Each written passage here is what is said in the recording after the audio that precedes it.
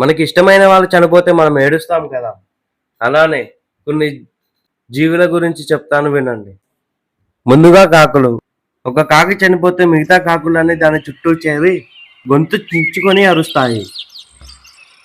ఆ టైంలో అవి బాధపడుతున్నాయని అర్థం. ఆ తర్వాత లంగూర్. ఒక స్టడీలో సైంటిస్టులు తేల్చిందేంటంటే, ఒక బుజ్జి లంగూర్‌ని చెట్టుపై నుంచి కిందకి విసిరేస్తారు. అది ఒక లంగూర్ చూస్తుంది.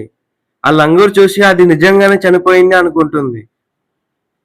అప్పుడు ఆ లంగూర్ బాధతో ఒక మనిషి ఏడ్చినట్టుగా ఏడ్చింది. ఆ తరువాత చింపాంజీలు. ఆఫ్రికా అడవిలో ఒక చింపాంజీ చనిపోయినప్పుడు మిగతా చింపాంజీ గ్రూప్ వచ్చేసి దాని చుట్టూ కూర్చొని మౌనం పాటిస్తాయి. మనుషులు ఎలాగైతే అంత్యక్రియలు పాటిస్తారో అలానే ఒక ఏనుగు చనిపోతే మిగతా బతికి ఉన్న ఏనుగులు ఆ ఏనుగుని తాకుతూ ఆకులు ఇంకా ఇసుకతో ఆ ఏనుగుని కప్పేస్తాయి. అలా కొన్ని రోజుల తర్వాత పాత ఏనుగులన్నీ పూడ్చిపెట్టిన ఏనుగు దగ్గరికి వచ్చి చూస్తూ చూస్తూ వెళ్ళిపోతాయి.